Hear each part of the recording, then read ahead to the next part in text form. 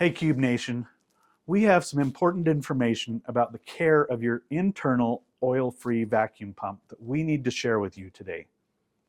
To extend the life of your oil-free vacuum pump, we have created a simple procedure to help it run longer. It's a really simple process with just a few steps.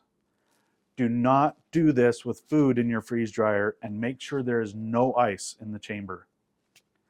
First, open your drain valve all the way and make sure that the front door is open as well.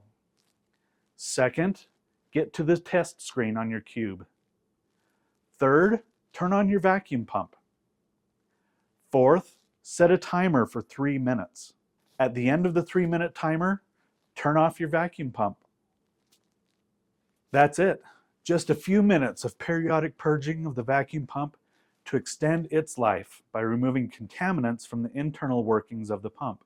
We recommend that you do this every week if you are using your cube that often, but it's a good idea to do it after batches that run longer than 30 hours or are foods high in sugar or oil. Subscribe now so you get all the tips, tricks, and information about your cube freeze dryer from Prep for Life.